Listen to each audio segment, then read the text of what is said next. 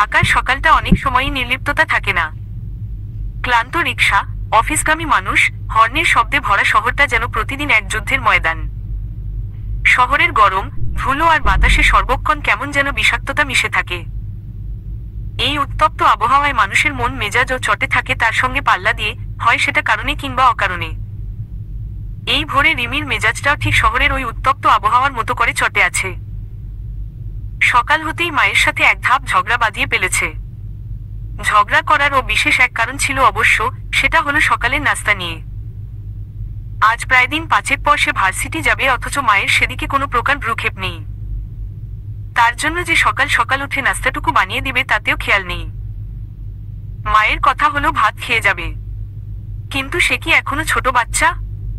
এই বয়সে এসে কেউ ভার্সিটি যেতে ভাত খেয়ে যায়? মাকে এই লজিক আজও সে বুঝাতে পারেনি। যে বিষয়টা নিয়ে রোজ রোজ ঝামেলা হতেই থাকে, তার উপর রাস্তায় বেরিয়ে 6 মিনিট যাবৎ দাঁড়িয়ে আছে, অথচ একটাও রিকশার দেখা নেই। অন্য দিন হলে ঠিকই হেঁটেই পথ ধরত। এই মিনিট 30 লাগে ভার্সিটি পৌঁছাতে, কিন্তু আজকে হেঁটে যাওয়ার ইচ্ছে বা সময় কোনোটাই তার হাতে নেই।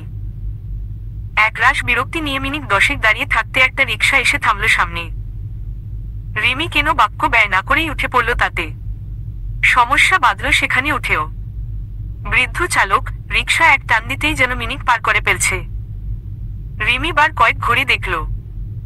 সময় 9:30, প্রথম ক্লাসটা 9:45 থেকে শুরু, যেটা না করলেই নয়। রিমি বিরক্তি দেখিয়ে চ শব্দ তুলে উঠল। মন চাইছে লোকটাকে কিছু কড়া কথা শুনিয়ে দিতে, কিন্তু বিবেক বাধা দিচ্ছে বয়স্ক দেখে। 20 মিনিটের পথ 30 মিনিট অতিবাহিত করে ভার্সিটির কাছাকাছি যখন এসে থামল রিকশা, রিমি হন্তদন্ত হয়ে নামতে উদ্ধার হলো। তখনই ঘটে গেল আরেক বিপত্তি। হুট করে কোত্থেকে যেন একটা বাইক শু মেরে তার পাশ কাটিয়ে এগিয়ে গেলে। রিমিও অন্যমনা হয়ে রিকশা থেকে নামছিল, যার ফলে বাইকটা খেয়াল না করেই তাল সামলাতে না পেরে পা মুচকে পড়ল পাশের ভাঙা রাস্তায় জমাট বেঁধে থাকা পানির মধ্যে। কাঁধে ঝুলানো ব্যাগটা ছিটকে পড়ল দূরে। রাগে গজগজ করে উঠল সমস্ত শরীর তার। দাঁত কিরমির করে ঘাড় ঘুরিয়ে তাকালো বাইকটার দিকে। কণ্ঠে রুষ্টতা এনে সে চিৎকার দিয়ে ডেকে উঠল, এই শালা বোকাচন্দ, দাঁড়া এক্ষুনি। বাইকটা তখন বোধহয় থামারই প্রস্তুতি নিচ্ছিল। থামল সাথে সাথে। রিমি নিজেকে সামলে উঠে দাঁড়ালো কোনো রকম। পুরো জামা কাদা পানিতে নষ্ট হয়ে গিয়েছে। আশপাশে অনেকে দাঁড়িয়ে দাঁড়িয়ে তামাশা দেখছে, আবার অনেকে দেখে দেখে চলে যাচ্ছে। একটা অসহায় মেয়েকে যে সাহায্য করার প্রয়োজন সে বিষয়ে কারো ভ্রুক্ষেপ নেই। মানবতা আজ এখানে। হঠাৎ পেছনে থেকে একটা রূঢ়, গম্ভীর গলা ভেসে এলো, এক্সকিউজ মি, আপনি কি বললেন একটু আগে? রিমি থমকে তাকালো পেছনে। লোকটা দেখতে বেশ লম্বা, স্মার্ট, পেশাদার লুক, পরনে কালো শার্ট ফলমাল প্যান্টের সাথে ইন করে পরা।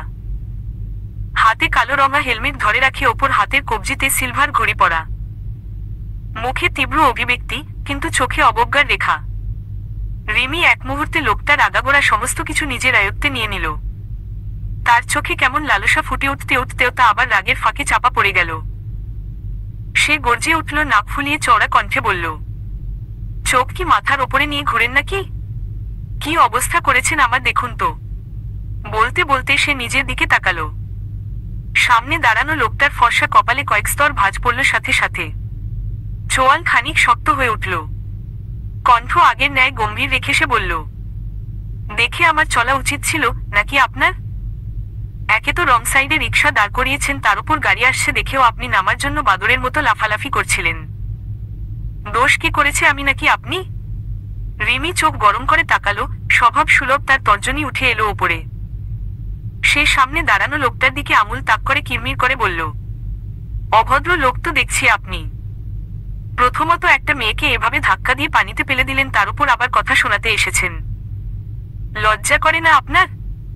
লজ্জা করার জায়গায় লজ্জা করবে, আর আমাদের মাঝে তো লজ্জা পাওয়ার মতো কিছু হয়নি এখনো যে তা পেতে যাব। প্রথমত দোষ করেও দোষ স্বীকার না করা হচ্ছে মূর্খের কাজ। আপনি নিজেই তার পরিচয় দিলেন।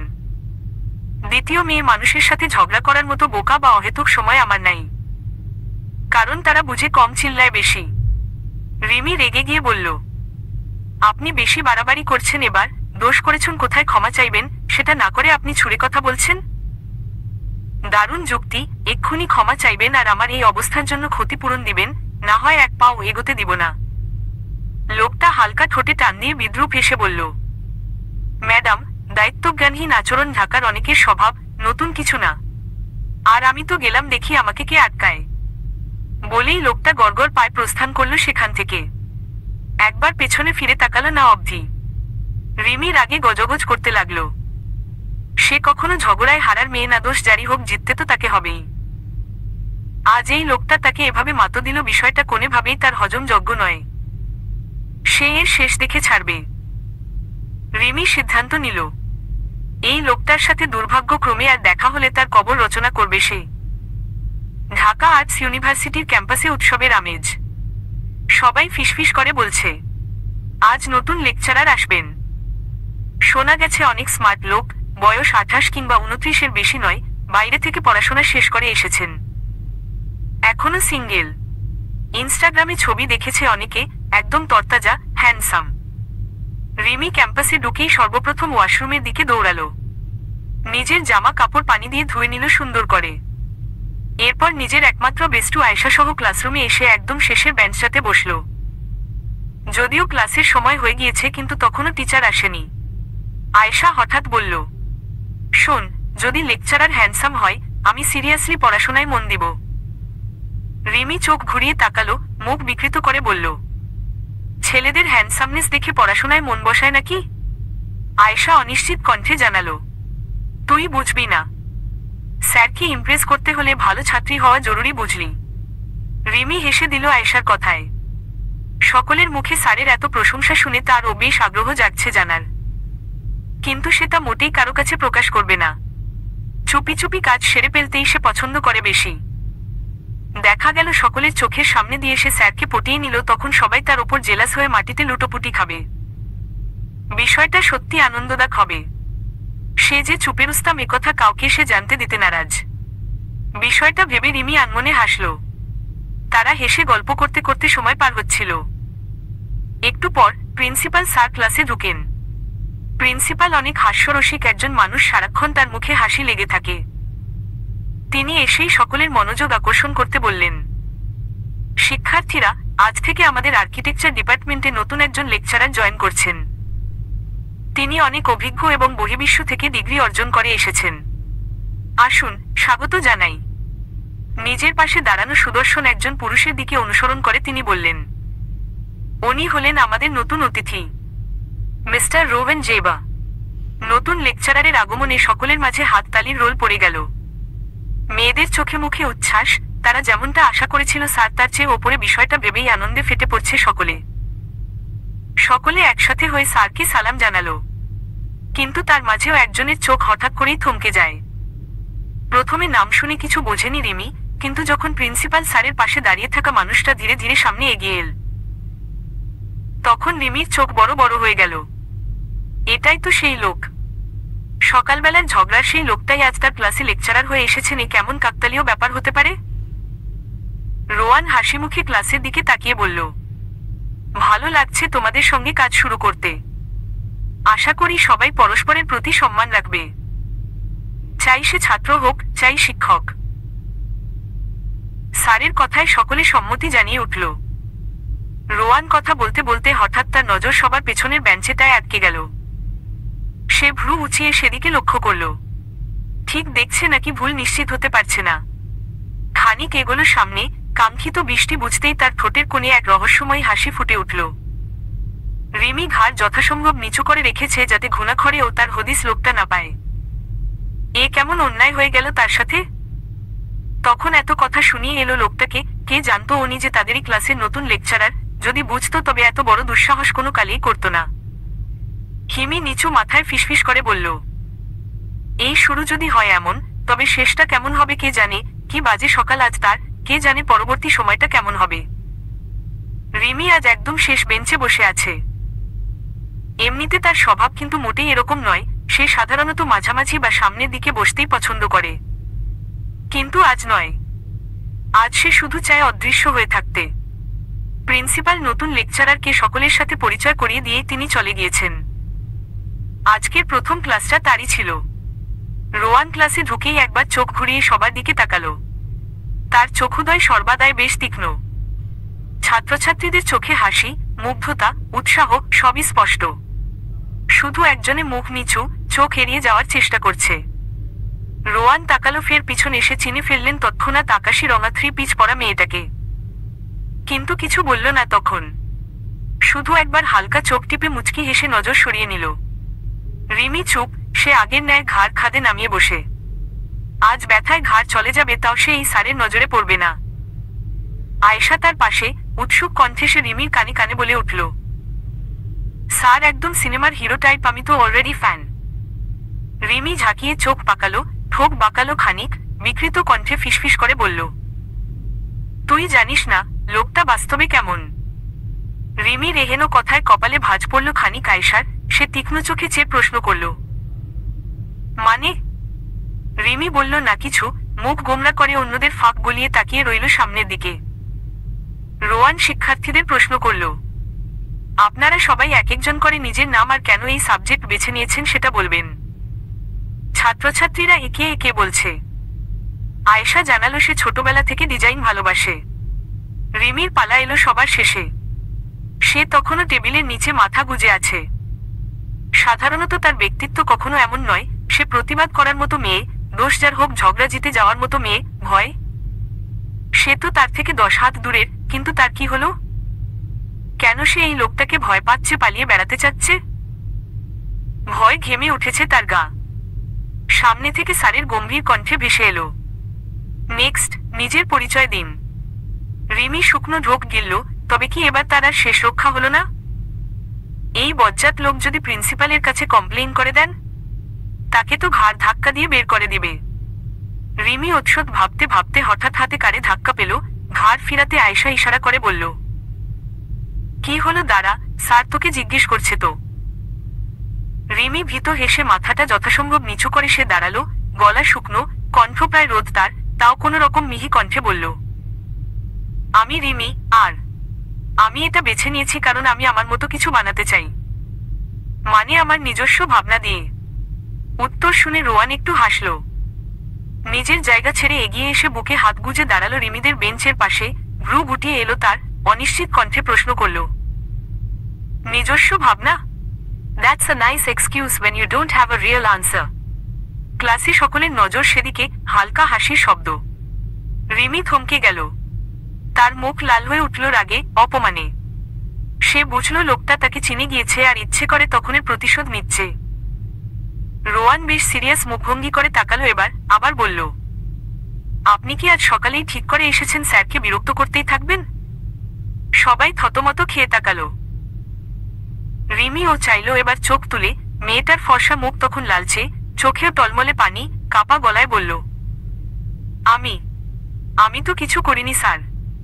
হুম, আপনি তো করেই থাকেন। আজ আপনি সবার আগে দেরি করে ক্লাসে ঢুকেছেন, উত্তর ঠিকমতো দিতে পারলেন না, আর এখনো আপনার ফোন সাইলেন্ট করা হয়নি। হ্যাঁ, আমি শুনতে পাচ্ছি আপনার ব্যাগ থেকে কিছু আওয়াজ আসছে। রিমি ভ্যাবাচেকা খেল। সে তৎক্ষণাৎ নিজের ব্যাগের দিকে চাইল। ফের চোখ সামনে দাঁড়ানো স্যারের দিকে যেতে রোয়ান চোখে ইশারা করল। রিমি তড়িঘড়ি করে ব্যাগ খুলে দেখল, হ্যাঁ, ফোন ভাইব্রেট মোডে ছিল। আর তখনও কল বেজেই চলেছে।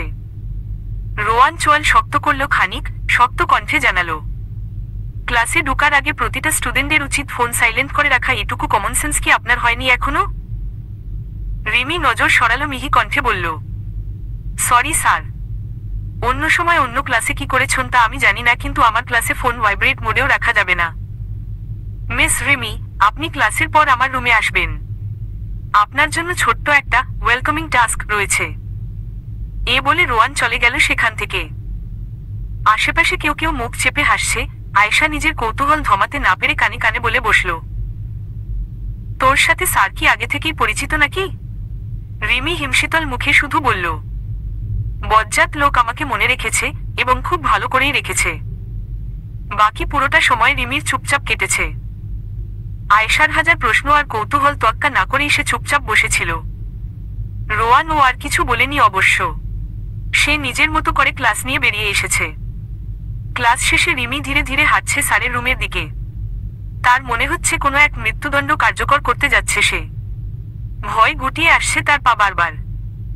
যাবে কি যাবে এ করে করেই রোয়ানের কক্ষের সামনে এসে থামল সে।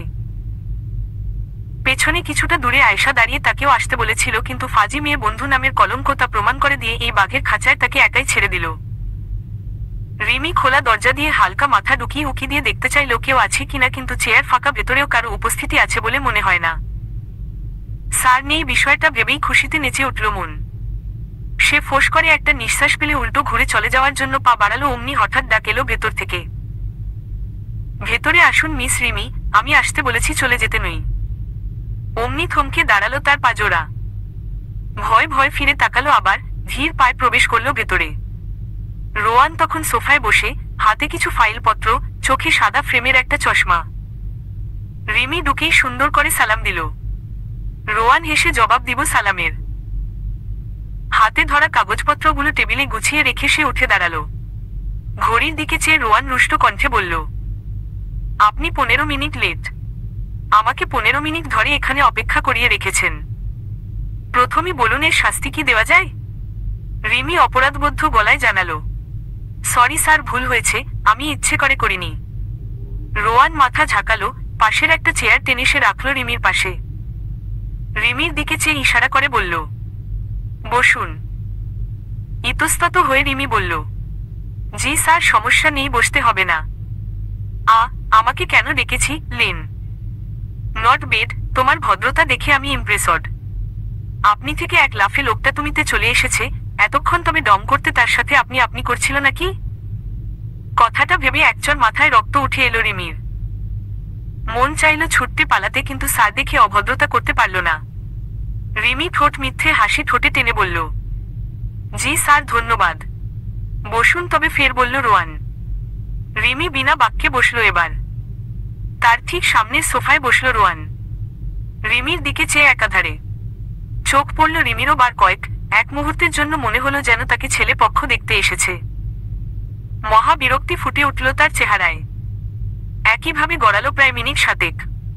ধৈর্য হারা হয়ে উঠল সে। আচমকা উঠে দাঁড়ালো রিমি। শান্ত অথচ বিদ্বেষ জড়িত কণ্ঠে বলল, স্যার যদি কিছু না বলতেন আমি কি এখন আসতে পারি? ক্লাস শুরু হয়ে গিয়েছে হয়তো। রোয়ান সোফায় হেলান দিয়ে বসেছিল, মুখে সেই চিরাচরিত অদ্ভুত হাসিটা। একটু চোখ গুটিয়ে বলল, এই রাগী ভাবটা এখনো ছাড়নি তুমি রিমু?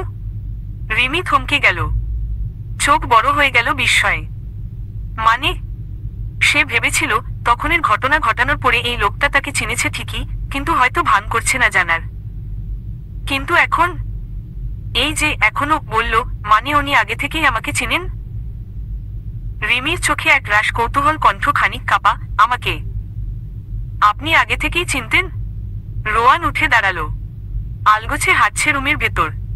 তারপর জানালার পাশে দাঁড়িয়ে বলল, সবাই চায় নতুন কিছু তৈরি করতে, কিন্তু কিছু কিছু মুখ, কিছু চোখ, তাদের ভুলে যাওয়া যায় না। তুমিও তার মধ্যে একটি। রিমি স্থির হয়ে দাঁড়িয়ে রইল, চোখে হাজারটা প্রশ্ন। মনে হচ্ছে একটা পাতলা কুয়াশার পর্দা ধীরে ধীরে সরছে, কিন্তু কিছুই ঠিকভাবে দেখা যাচ্ছে না। আমি কিছু বুঝছি না স্যার, ফিসফিস করে বলল সে। রোয়ান হঠাৎ করেই হাসল হালকা। বুঝতে হবে না এখনই, সবকিছুর সময় হয়। তবে আজ একটা ছোট্ট কাজ আছে তোমার জন্য। সে টেবিলের পাশে রাখা ফ্লাক্স থেকে 2 কাপ চা ঢেলে নিল, ছোট একটা ট্রেতে করে নিয়ে এলো।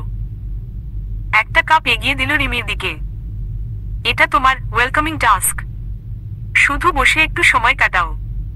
ক্লাস বাদ দিলে দোষ দেব না, প্রয়োজনে আমি নিজ দায়িত্বে পুষিয়ে দিব। রিমি দ্বিধাভরে কাপটা হাতে নিল। কাপে চোখ পড়তেই সে থমকে গেল। কাপের গায়ে হালকা করে লেখা, লিটল টর্নেডো। হাত কেঁপে উঠল তার, গলা শুকিয়ে গেল।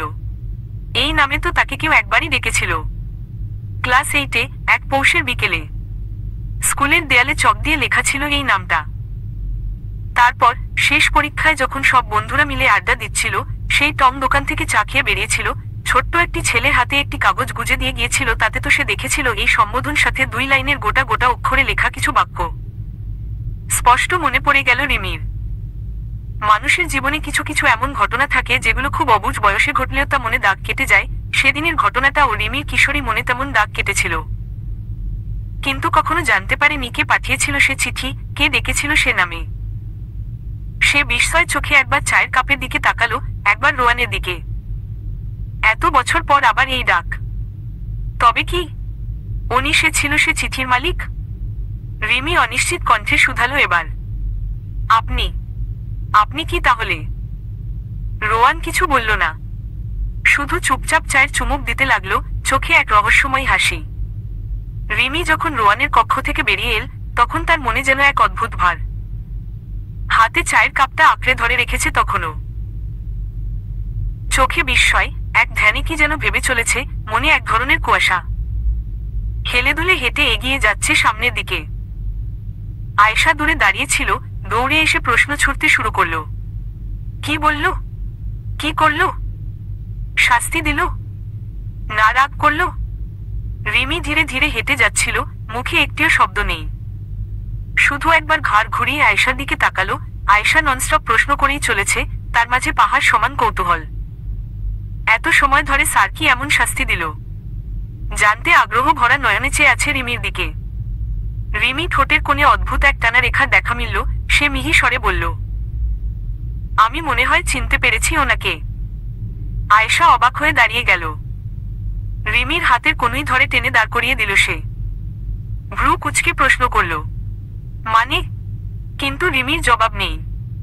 সে নির্লিপ্ততা আগের ন্যায়, যেন বাক্যহীন কোনো রোবট। সে হাত ছাড়িয়ে এগিয়ে গেল ততক্ষণে অনেক দূরে। আয়েশা সেখানে দাঁড়িয়ে হিসাব নিকাশ কষতে ব্যস্ত হয়ে পড়ল। হঠাৎ মাথায় এলো, এ স্যার তার বান্ধবীকে বর্ষ করে ফেলল না তো? না হলে রিমি এমন করছে কেন? সে তো এত চুপচাপ থাকার মেয়ে না। ডিপার্টমেন্টে 3টি ক্লাস শেষে বেরিয়ে এলো তারা। রিমির চোখমুখ তখনও শঙ্কিত, সে এই 2 ঘন্টা ধরে কারো সাথে একটা কথা অবধি বলেনি, এমনকি আয়েশার সাথেও না। তার মাথায় কি ঘুরছে বিষয়টা আন্দাজ করতে যেয়ে আয়েশা নিজেও পাগল প্রায়। রিমি ফের এগিয়ে যেতে লাগলো রোয়ানের অফিসের দিলে। তখন তাকে একটি ধোঁয়াশার মধ্যে পেলে লোকটা কেন এভাবে বের করে দিল? পুরো কথাটা কেন তাকে জানালো না?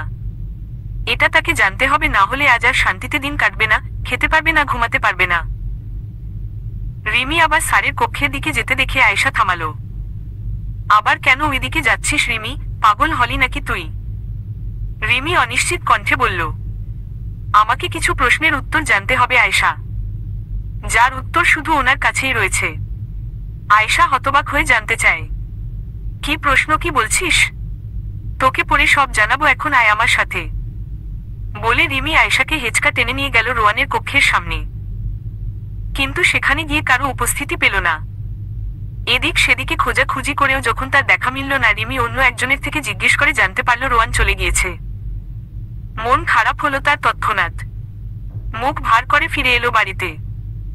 সেদিন রাতে রিমি তার বইয়ের তাক থেকে পুরনো একটা বাক্স নামায়। তার ভেতরে পুরনো চিঠি, কার্ড আর একটা ছোট নীল ডায়েরি। পাতা উল্টাতে উল্টাতে এক জায়গায় এসে থামল তার হাত। পাতার ভাঁজে রাখা আছে একটা হলুদ হয়ে যাওয়া কাগজ, তাতে হাতে লেখা, লিটল টর্নেডো। ঝগড়া করেও যে কারো মন কেড়ে নেওয়া যায়। তুমি জানো, তোমার ঝড় আমায় ভাসিয়ে নিয়ে যায়। রিমি অনেক বছর আগে থেকে এটা রেখে দিয়েছিল। কে দিয়েছিল কিচ্ছু সে জানত না। কেউ ইচ্ছে করে দিয়েছিল নাকি মজা নিতে তাও জানে না। শুধু মনে ছিল ক্লাস 8-এ একদিন স্কুলের দেয়ালে হঠাৎ চক দিয়ে লেখা হয়েছিল সেই নাম, লিটল টর্নেডো।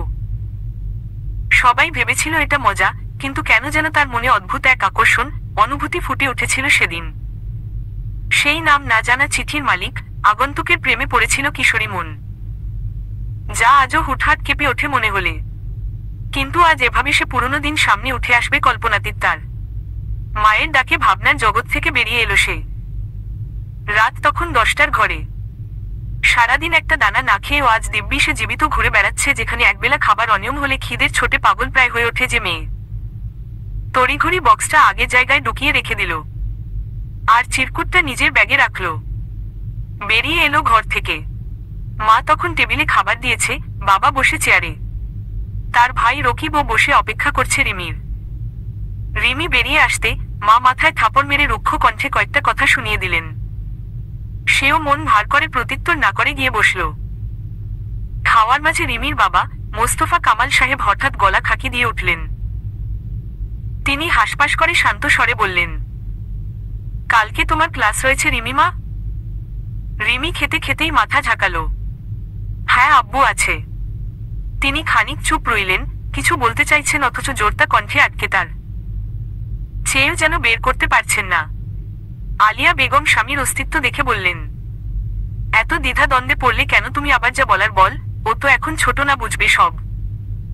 মায়ের এহেনো কথায় ভ্রু কুঁচকে এলো রিমির। সে খাবারের থেকে মনোযোগ সরিয়ে জানতে চাইল, কি হয়েছে আম্মু? তাকালো বাবার দিকে। আব্বু কিছু বলবে? মোস্তফা সাহেব হাহুতাশ করে বললেন, বাবার বয়স হয়েছে। আজ আছি কাল নাও থাকতে পারি। চাকরিটাও আর বেশি দিন নেই। আমার মেয়েটাও বড় হয়েছে, বুঝতে শিখেছে সব। তাকেও তো একটা দায়িত্বে বাঁধতে হবে নিজেকে। রিমি তখনও না বুঝে নির্লিপ্ততা চেয়ে, মুখ ফাঁকা, জানার কৌতূহল আর মনে অজানা ভয়। একটা ভালো সম্বন্ধ এসেছে, আমি সব খোঁজ খবর নিয়েছি এই কিছুদিন। সব দিক ভালো, ছেলে বাহিরে লেখাপড়া করেছে, বাবার ব্যবসা আছে, সেটার দায়িত্ব নিয়েছে। সব দিক বিবেচনায় আমি না করতে পারিনি, আর তোমাকে না জানিয়ে তাদের আসার অনুমতি দিয়ে দিয়েছি। পরশু সকালে আসবেন তারা। মাথায় ছোট্ট খাট্ট একটা বাজ ভেঙে পড়ল যেন রিমির। বুক কেঁপে উঠল বাবার কথা শুনে। অসহায় চোখে চট করে তাকালো মায়ের দিকে। তিনিও তাকিয়ে। বিয়ে? কিন্তু আব্বু আমি বিয়ের জন্য তৈরি নই এখনো, কাপা কণ্ঠে বলল সে। তৈরি কেউ থাকে না, এটা এমন একটা জিনিস শুনলে মনে ভয় কাজ করে, কিন্তু ধীরে ধীরে সব ঠিক হয়ে যাবে। আলিয়া মেয়ের মাথায় হাত বুলিয়ে দিতে দিতে আশ্বস্ত করতে চাইলেন। রিমির চোখ মুহূর্তে ভরে এলে পানিতে। কেন তার এতটা কষ্ট হচ্ছে? এটা তো প্রতিটা মানুষের জীবন, খুবই স্বাভাবিক একটা জিনিস। এতটা ভয় কেন কাজ করছে তার? রিমি বাবার মুখের ওপর কিছু বলার সাহস করতে পারল না। অর্ধেক খাবার রেখেই সে উঠে চলে গেলে ঘরের দিকে। টেবিলে নিভু চোখে তাকিয়ে রইলেন মা বাবা। মেয়ের মনের অবস্থা বুঝেও তারা নিরুপায়। বিবাহযোগ্য মেয়ে, এটাই সঠিক সময় বিয়ের। বাবার একটা কর্ম আর সামর্থ্য থাকা অবস্থায় যদি মেয়ের বিয়ে নিয়ে না ভাবেন, পড়ে যে চাইলেও আর ভালো ঘরে পাঠাতে পারবেন না। নিজের ঘরে এসে ঠিক বাংলা সিনেমার নায়িকাদের মতো করে বিছানায় ঝাপটে পড়ল রিমি। বালিশ আঁকড়ে শব্দহীন ফুপিয়ে উঠল সে। কেমন বুক ভারী লাগছে। বারবার রোয়ান স্যারের কথা মাথায় আসছে। কিন্তু কেন এমন হচ্ছে? অজানা এক আকাঙ্ক্ষা আর আশা বুকে চেপে বসেছে। তবে কি সে ওই চিঠির মালিককে এক জানাতেই নিজের মনে জায়গা দিয়ে ফেলেছে? কিভাবে এতটা আবেগী হয়ে উঠতে পারে সে? রিমি ভাবনা ঠেকিয়ে উঠে বসল।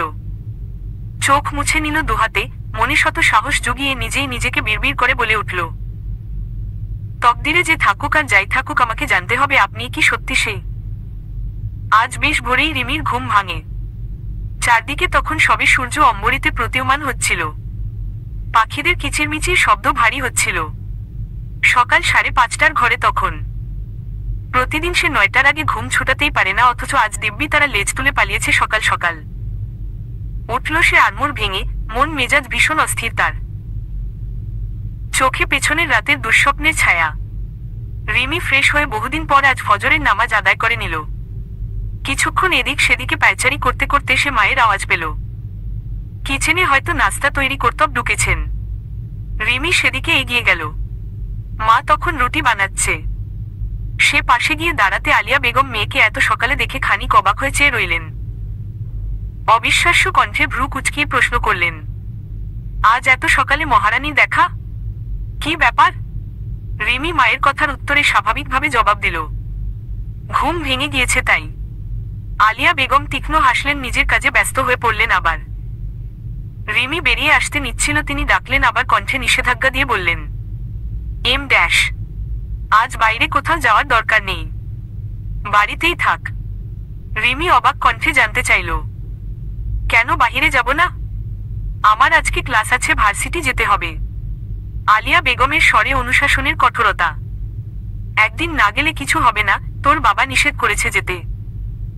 কিন্তু রিমি শুনলে তো। সে মায়ের সাথে তর্ক করল না আর নিজের ঘরে চলে গেল। ঘড়িতে তখন 8:30। রিমির অন্তর যেন কোনো এক অনির্বচনীয় টানে ছটফট করছিল। নিজেকে আয়নায় দেখে নিয়ে ধীরে ধীরে ব্যাগটা তুলে নেয় সে। মায়ের চোখের আড়ালে পা বাড়ায় ভার্সিটির পথে। সকালটা ছিল অস্বাভাবিক গরম। রিমি হাঁটতে হাঁটতে ভাবছিল রোয়ান স্যারের সঙ্গে কি করে কথা বলবে। তার ভেতরটা কেমন যেন অস্থির, যেমন বুকে অনেক প্রশ্ন জমে আছে যার উত্তর একমাত্র তিনিই জানেন। আজ বেশ তাড়াতাড়ি এসে পড়েছে সে, আয়েশাও এসেছে। তারা বেশ খানিকক্ষণ এদিক সেদিকে ঘোরাঘুরি করতে করতে ক্লাস শুরুর সময় হয়ে যায়। রিমি এই এত সময় যাবৎ কেবল রোয়ানকেই খুঁজছিল আড়ালে, কিন্তু তার দেখা নেই। রিমি অতিষ্ঠ নিজের মনের সাথে যুদ্ধ করে। মন খারাপ করেই সে এগিয়ে গেল ক্লাসের পথে। আজ 2টা ক্লাস পরেই ছুটি তাদের। রোয়ানের ক্লাস ছিল না। ছুটির ঘন্টা বাজতেই তারা বেরিয়ে আসে। ঠিক তখনই কয়েকজন ছেলে করিডোরে দাঁড়িয়ে অপমানজনক কথা বলতে শুরু করে। একে অপরের কানে কানে হাসে। কেউ একজন বলে, এই মেয়ে তো আগের দিন স্যারের রুমে ঢুকে অনেকক্ষণ ছিল, ভাবতো কম না। রিমি থমকে দাঁড়ায়। এহেন বাক্যে কান গরম হয়ে যায় তার, চোখ দুটো চকচক করে ওঠে রাগে। রাগী দৃষ্টিতে তাকায় ছেলেগুলির দিকে। দেখতে বোঝা যাচ্ছে তাদেরই ইয়ারমেট। সে কণ্ঠ দৃঢ় করে বলে উঠলে, চুপ করো, সীমা ছাড়িয়ে যাচ্ছ তোমরা। ওরে বাবা, রেগে গেল দেখেছ? যেই মেয়ে স্যারের রুমে ঢুকে সময় কাটায়। আর কিছু শোনার আগেই রিমির ধৈর্যের বাঁধ ভেঙে যায়। সে গিয়ে সোজা একটা ছেলেকে চড় মারে, মুহূর্তেই হইচই পড়ে যায় আশপাশে। হকচকিয়ে যায় সবাই। কিন্তু চড় খাওয়ার অপমান সহ্য করতে না পেরে ছেলেগুলো কয়েকজন মিলে রিমির চারপাশ ঘিরে ধরে। আয়েশা ভয় পেয়ে যায়, খামচে ধরে রিমিকে। শুরুতে ভয় কাজ না করলেও এবার বেশ ভয় চেপে বসে রিমির মুখে। সে ধরা গলায় বলে, কি করছো তোমরা এসব? এগুলো কোন ধরনের বেয়াদবি? আমি স্যারের কাছে কমপ্লেইন করব তোমাদের নামে, এখন সরে যাও বলছি। ছেলেগুলো হেসে উঠল। কিছু বলতে এগুচ্ছিল সামনে। হঠাৎই পেছনে থেকে এক গম্ভীর কণ্ঠ, এনাফ। রিমি চমকে তাকায়। রোয়ান স্যার দাঁড়িয়ে আছেন সামনে। চোখে মুখে কঠোরতা, গলায় দৃঢ়তা। কি হচ্ছে এখানে? কি সমস্যা তোমাদের? রোয়ানের আগমনে বেশ ভরকে যায় ছেলেগুলো। জানে প্রাণ ফেরে রিমি, আয়েশার। রোয়ান প্রিন্সিপালের কক্ষে ছেলেগুলোকে পাঠিয়ে তাকায় রিমিদের উদ্দেশ্যে। রিমি কাপা গলায় বলে, স্যার, আমি। তুমি ঠিক করেছ, কিন্তু সামনে থেকে সাবধানে চলবে, ঠান্ডা গলায় বলে রোয়ান হাঁটতে শুরু করল। রিমি তার পেছনে পেছনে হাঁটতে লাগল। সে আজকে জানতেই হবে তিনি কি লিটল টর্নেডো নামের সেই ছায়াময় মানুষ। কিন্তু রোয়ান স্যার তাকে সম্পূর্ণ উপেক্ষা করেন। প্রচুর চেষ্টা করেও রিমি একটা কথাও বলতে পারে না। ক্লাস শেষে সে বেরিয়ে পড়ে ভার্সিটি থেকে। রোদ যেন আজ আগুন হয়ে আছে। ইচ্ছে করেই সে হেঁটে বাড়ি ফেরে, মাথায় ঝাঝালো সূর্য, পায়ে ব্যথা, মন অস্থির। হঠাৎ পেছনে থেকে বাইকের আওয়াজে থেমে যায় সে। রিমু। নিজের নামের এই ছোট্ট সম্বোধনে চমকে তাকায় সে পিছনে। রোয়ান স্যার বাইক নিয়ে দাঁড়িয়ে। এই রোদের মধ্যে হেঁটে যাচ্ছ কেন? শরীর খারাপ হবে। এসো তোমাকে ড্রপ করে দিই। রিমি প্রথমে কিছু বলতে চায় না। মুখ ঘুরিয়ে নেয়। এই গরমে তাপ সহ্য হবে তো? উঠে বসো। কণ্ঠটা ছিল শান্ত, কিন্তু কোথাও যেন পরিচিত কোমলতা। রিমি এক মুহূর্ত দ্বিধায় ভোগে। তারপর ধীরে ধীরে বাইকে উঠে বসে। চলতে চলতে রোয়ান হঠাৎ বলে, তুমি জানো, ঝড় কখনো কখনো শান্ত করেও যায়, শুধু ধ্বংস করে না। রিমি থমকে যায় কথাটা শুনে। এক মুহূর্তে মনে পড়ে সেই চিঠির লাইন, ঝগড়া করেও যে কারো মন কেড়ে নেওয়া যায়। তুমি জানো, তোমার ঝড় আমায় ভাসিয়ে নিয়ে যায়। এমন হিন্ট রোয়ান ছাড়া কেউ দিতে পারে না। সে তাকিয়ে দেখে স্যারের ঠোঁটে এক রহস্যময়ী হাসি। আর তখনই সে নিশ্চিত হয়ে যায়, তিনিই সেই লিটল টর্নেডো পাঠক। বাড়ি ফিরে রিমি শুনতে পায় একটি দুঃসংবাদ। বাবা তখন সোফায় বসে। বসার রুমটা বেশ পরিপাটি অন্য দিনের চেয়ে। মা কিচেনে এই সময়ে, আর সেখান থেকে বেশ সুন্দর সুগন্ধ আসছে পায়েস তৈরির। সে এগিয়ে যায় সেদিকে, খানিক কৌতূহল নিয়ে জানতে চায় কেন এত আয়োজন। তারা আজ বিকেলেই আসবে, কাল নয়, জানালো একটু আগে। মা বললেন। মায়ের কথায় চমকায় সে। তার মানে আর কোনো সম্ভাবনা নেই তার আর রোয়ান স্যারের। মন খারাপ করে সে নিজ ঘরে যায়। গোসল সেরে গা এলিয়ে দেয় বিছানায়। খেতে মন চাইছে না, যার জন্য মা এতবার ডাকার পরও যায়নি। বিকেল তখন কয়টা জানা নেই রিমির। হঠাৎ ঘুমের মাঝে মনে হলো আয়েশার আওয়াজ তার কানের কাছে বাজছে। তড়িঘড়ি করে উঠে বসল সে। সত্যি সত্যি আয়েশা তার পাশে বসে আছে। সে বেশ অবাক তাকে এই সময় নিজেদের বাড়িতে দেখে। ভ্রু কুচকে আসে রিমির প্রশ্ন করে, তুই এখানে কখন এলি? আয়েশা বিতৃষ্ণা প্রকাশ করে বলে, এসেছিল তো আধ ঘন্টার ওপরে। এসে নাস্তা করে 10 মিনিট ধরে তোরে ডাকছি। তুই কোন স্বপ্নের রাজ্যে ঘুরতে গিয়েছিলি বলতো? রিমির চোখমুখ ফের অন্ধকারে ডেকে যায়। আয়েশা বিষয়টা খেয়াল করে জিজ্ঞেস করে, তোর মুখ এত ভার কেন? রিমি সব খুলে বলে, চিঠি, রোয়ান স্যারের সঙ্গে আজকের ঘটনাগুলো, সবকিছু। আয়েশা শুনে হতবাক। সেও দেখিল তখন ওই চিঠি, দেয়ালে নাম। এত বছর পর আবার তা পুনরায় সামনে এসেছে। আয়েশা হতবাক। সে জানে রিমি মনে মনে ওই চিঠির প্রেরকের প্রতি যে ফুটবল। সে তাড়া দিয়ে বলে, তুই পাগল? তোকে এখনই বলতে হবে, স্যারকে জানাতে হবে তোর অনুভব। কিন্তু আমি পারবো না আয়েশা, আমি জানি না কি করব। ঠিক তখন নিচতলা থেকে গলার আওয়াজ ভেসে আসে অপরিচিত কিছু মানুষের কথার শব্দ। রিমির ভীতি বেড়ে যায় কয়েকক্ষণ মুহূর্তে। কান্নারা গলা পাকায় চোখে। আজ শেষ দিনেও কিচ্ছু করতে পারল না সে। এত বছর ধরে না দেখে যে অদৃশ্য মানবের প্রতি মনে অনুভূতি জমিয়েছিল তাকে সামনে পেয়েও হারালো। দুজনের কথার মাঝে আলিয়া বেগম রুমে প্রবেশ করলেন। মেয়েকে তখনও এলোমেলো বসে থামতে দেখে তিনি ধমকিয়ে জলদি তৈরি হতে বলে চলে গেলেন। রিমিকে সিম্পল একটা শাড়ি পরিয়ে টুকটাক সাজিয়ে দিল আয়েশা। ফর্সা হওয়ায় অত্যাধিক সাজের প্রয়োজন তার কখনো পড়েনি। আলিয়া বেগম ফের আসলেন মেয়েকে নিতে। চল মা, ওরা এসেছে, যা একটু দেখা দে। রিমি মন খারাপ করে উঠে দাঁড়ায়। পা বাড়ায় মায়ের সাথে। সে ড্রয়িং রুমে আসতে আসতে চোখ তুলে চারদিক পর্যবেক্ষণ করে নেয় একবার। দেখে বসার ঘরে দুজন মহিলা, একজন বয়স্ক ভদ্রলোক আর এক যুবক বসে আছে। রিমি ভাবে ওটাই নিশ্চয় পাত্র। তার চোখে পানি চলে আসে। সে মাথা নিচু রেখেই সামনে গিয়ে সালাম দেয়। তারা সালামের জবাব দিয়ে বসতে বলে রিমিকে। কিছুক্ষণ চলে আলাপ পরিচয় পর্ব। হঠাৎ তখনই দরজার দিকে পেছনে থেকে এক পুরুষালী কণ্ঠ ভেসে আসে। আমি দুঃখিত, দেরি হয়ে গেল। বলতে বলতে ভেতরে প্রবেশ করে সে। রিমি চমকে ওঠে। এই কণ্ঠ তার পরিচিত স্বর। ধীরে ধীরে চোখ তুলে তাকায়। সামনে দাঁড়ানো লোকটাকে দেখে বিদ্যুৎ পৃষ্ঠের ন্যায় চকমে যায় সে। তার চোখে সরলতা, মুখে সামান্য হাসি, আর বুক ভরা রহস্য। রিমি চোখ তুলে তাকায় সামনের পুরুষটির দিকে। এক মুহূর্ত যেন স্থির হয়ে যায় সময়ে। বুক ধকধক করে ওঠে। Rowan sir. হ্যাঁ, তার ঠিক সম্মুখে দাঁড়িয়ে লোকটা।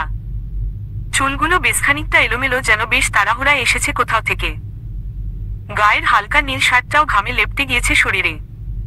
চোখে ক্লান্তি ভাব। রিমি ভূত দেখার ন্যায় চমকে। তার চোখে অপার বিস্ময়, ঠোঁট কেঁপে ওঠে, মনে হয় যেন দম বন্ধ হয়ে এসেছে। হঠাৎ আচমকাই সে উঠে দাঁড়ায়। চারপাশের কারো দিকে নজর নেই, নেই শিষ্টতার খেয়াল। উপস্থিত সবাই একবারে তাকিয়ে যায় মেয়েটার এই আচরণে। কিন্তু সেদিকে তার কোনো খেয়াল নেই। রিমির দৃষ্টি শুধু একজনের দিকেই, রোয়ান স্যার। রোয়ান হেসে ফেলে হালকা, এক প্রকার মজা পেল যেন রিমির অপ্রস্তুততায়। রিমির বাবা এগিয়ে যা দরজার কাছে। তিনি অন্তরিকার সহিত রোয়ানকে সোফায় বসতে বলেন। তারপর সবার উদ্দেশ্যে ঘোষণা করেন, এই ছেলেটিই আমার বন্ধু সাহেবুল সিদ্দিকীর ছোট ছেলে, রোয়ান জাবের। ছেলেটি এখন ভার্সিটিতে লেকচারার।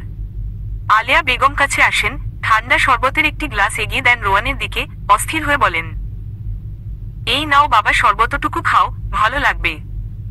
রোয়ান আলতো হাসে, তুলে নেয় গ্লাসটা নিজের কাছে। রিমি তখনও অবাক দাঁড়িয়ে আছে একাধারে। পাশ থেকে বয়স্ক এক মহিলা রিমির হাত ধরে টেনে বলেন, কি হলো বউ, দাঁড়িয়ে রইলে কেন, বসো। এহেন সম্বোধনে লজ্জা পেয়ে যায় সে। নিজের ধ্যান ছুটায়, ধীরে বসে আবার সোফায়। বয়স্ক লোকটা, যিনি পাত্রের বাবা হন, তিনি বললেন, বেআই সাব, সব যেহেতু ঠিকঠাক, মেয়েও মাশাআল্লাহ আমাদের পছন্দ, আমার ছেলের আগে থেকেই পছন্দ, তবে যদি অনুমতি দিতেন আমরা মেয়ের হাতে আংটি পরিয়ে দিতাম।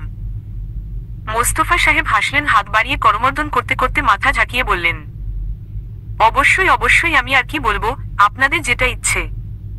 রিমি ঝুঁকানো নজর, সে বার কয়েক তাকিয়েছে চোরা চোখে সামনের সোফায় বসা রোয়ানের দিকে। সে রাকিবের সাথে কথা বলছে, হাসাহাসি করছে।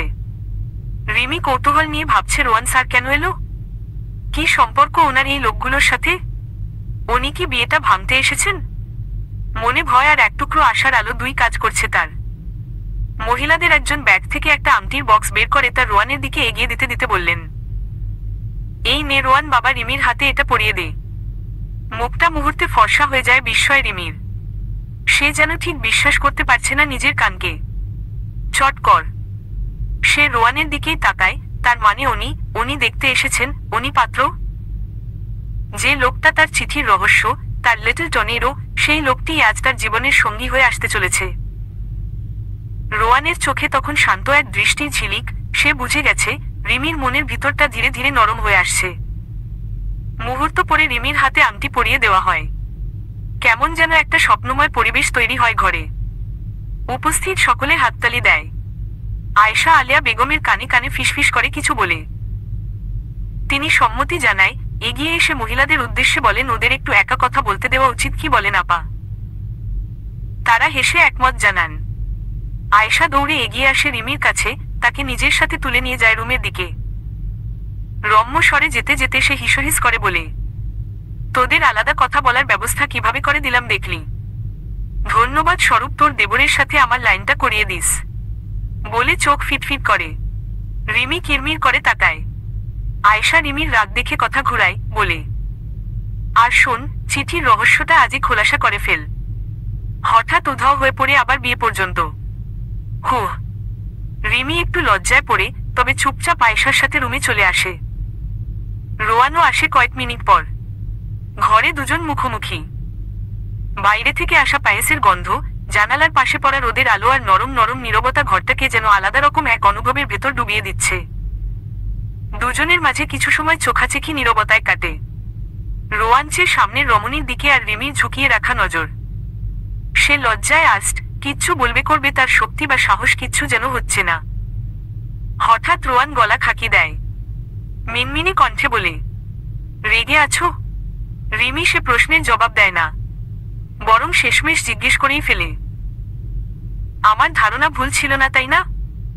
আপনিই সে মানুষটা যাকে আমি খুঁজে চলেছি এতগুলো বছর? রোয়ান একটুখানি হাসে, চোখে মায়ার ছায়া। এই নীরবতা আর হাসি সম্মতির লক্ষণ, তা বুঝতে বাকি থাকে না রিমির। সে ফের প্রশ্ন করে, তবে কেন এতদিন লুকিয়েছিলেন? কেনই বা তখন সামনে আসেননি, আর এখন হুট করে কেন ফিরে এলেন? তখন তুমি অনেক ছোট ছিলে রিমু। আবেগের বয়স ছিল তোমার। আমি চাইনি প্রেম ভালোবাসার মায়াজালে তোমাকে বাঁধতে। তাই দূরে থেকে তোমাকে শুধুই আমার উপস্থিতি জানান দিয়েছিলাম। আর ওই বয়সে অনুভবগুলো খুব গভীরে গেঁথে যায়, জানো তো। আমিও তার সুযোগ নিয়েছিলাম, এবং আমার ধারণা সঠিক ছিল, একটা চিঠি তোমার মনে আমার জন্য জায়গা তৈরি করে ফেলেছিল। ফিরে এসে আমি ভেবেছিলাম অনেক কষ্ট আর পরিশ্রম করতে হবে তোমার মন পেতে, কিন্তু প্রথম দিনই জানতে পেরেছি তোমার মন অলরেডি আমার আশায় লক করা। তাই আর দেরি করিনি, প্রেমের প্রস্তাব না দিয়ে ডিরেক্ট বিয়ের প্রস্তাব নিয়ে এলাম। একটু থেমে সে হেসে আবার বলে করে, এখন বলতো সারপ্রাইজ কেমন ছিল? রিমির মুখে তখন অভিমান জমে যায়। লোকটা ইচ্ছে করে তার সাথে এত বড় খেলা খেলল। সে মুখ ভার করে, কিছু না বলে ঘুরে দাঁড়ায়। ধীরে পায়ে বাইরে চলে যায়। রোয়ান শুধু তাকিয়ে থাকে, মুখে রহস্যময়ী হাসি। তারপর সেও বেরিয়ে যায় ঘর থেকে। বড়দের আলাপ আলোচনায় ঠিক করা হয় আগামী শুক্রবার, অর্থাৎ 3 দিন পর তাদের আকদ সম্পন্ন করা হবে। এই তো যেন কালই এমন আকস্মিক কাণ্ডটা ঘটল, অথচ দেখতে দেখতে পেরিয়ে গেল 3টা দিন। এর মধ্যে রিমির আর ভার্সিটি যাওয়া হয়ে ওঠেনি। মা জোর করেই আটকে রেখেছে বলা চলে। রোয়ানদের বাড়ি থেকে টুকটাক সাজানোর জিনিস পাঠানো হয়েছে আজকে সকালেই। আয়েশা এসেছে গতকালকেই। রিমিকে বিয়ের গোসল দিয়ে বসিয়ে রাখা হয়েছে ঘরে। বাড়িতে সাজ রব। গেটের সামনে বাতি টাঙানো, উঠানে প্যান্ডেল, মিষ্টির গন্ধে মাতোয়ারা সবাই। রিমির বাবা মা আত্মীয়রা মিলে রীতিমতো ঘরোয়া আয়োজনে আকদ অনুষ্ঠানের আয়োজন করেছেন। প্রায় সন্ধ্যা 7টা নাগাদ রোয়ানদের বাড়ি থেকে লোকজন আসে। সকলের নাস্তা পানীয় শেষে বিয়ে পড়ানো শুরু হয়। দুজনে নিজ নিজ সম্মতিতে কবুল বলে একে অপরকে নিজেদের জীবনে জড়িয়ে নেয়। ইমামের দোয়ার পর রিমির ঠোঁটে অব্যক্ত হাসি খেলে যায়। আজ এখন থেকে সে আর শুধু রিমি নেই, সে মিসেস রিমি রোয়ান জাবের। বিয়ের পাঠ শেষ হয়ে উঠতে উঠতে প্রায় সময় গড়ায় 9টার বেশি। বরযাত্রী পথ ধরে নিজেদের। রিমিদের কাছের আত্মীয় যারা, তারা আর এখানেই থেকে যায়, দূরে সকলে চলে যায় খাবার শেষে। রিমিকে নিয়ে আসা হয় তার ঘরে। ঘরটায় নরম আলো, হালকা ফুলের সাজ। লাল হলুদের মিশ্রণে সাজিয়ে দেওয়া হয়েছে। আয়েশা পাশে তার উৎপল চোখে তাকিয়ে সে। তার বিশ্বাসই হচ্ছে না, বলতে না বলতে নিজের বান্ধবীর এভাবে হুট করে বিয়েটা হয়ে যাবে। 2 দিন আগেও তো যে মেয়ে সিঙ্গেল, বিয়ের বউ, যার জীবনে ছিল না, আজ সে অন্যের বউ। বিয়ে হয়ে গিয়েছে, জামাইয়ের বাড়ি চলে যাবি, আমাকে ভুলে যাবি না তো বান্ধবী? কাতর কণ্ঠ আয়েশার। রিমি জড়িয়ে ধরে তাকে, নরম স্বরে বলে, দূর, কি বলছিস, ভুলে কেন যাব? তুই আমার একমাত্র বেস্টু, তোকে মরার পর ভূত হয়েও মনে রাখবো। আর আমি কি এখন চলে যাব নাকি? আব্বু বলেছে আরো কিছুদিন পর অনুষ্ঠান করবে।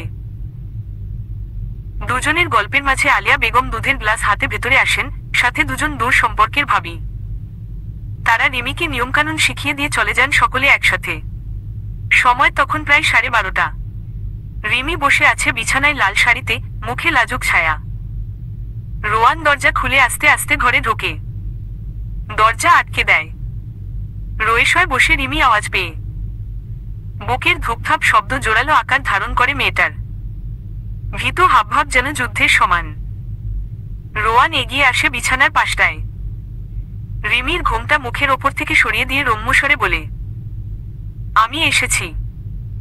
রিমি কি মনে করে যেন মুখ ঘুরিয়ে নেয়। রোয়ান ভ্রু কুচকায়, ভাবুক হয়ে বলে, একটা কথা জিজ্ঞেস করব? রিমি ছোট্ট করে জানতে চায়, কি? এখনো রাগ করে আছো? রিমি মাথা নাড়ায়, না। তবে এভাবে মুখ ঘুরিয়ে নিলে যে? রিমি খানি কনিহা জড়িত কণ্ঠে বলে, এমনি। রোয়ান হেসে বলে, তারপর একটুখানি ঝুঁকে বলে, তবে জানো, আমি এই রগজটা, ঝগড়ুটে মেয়ে প্রেমেই পড়েছিলাম। রিমি এবার হেসে পেলে অজান্তে। ধরা গলায় বলে, তার মানে ঝগড়া করেও মন জেতা যায়?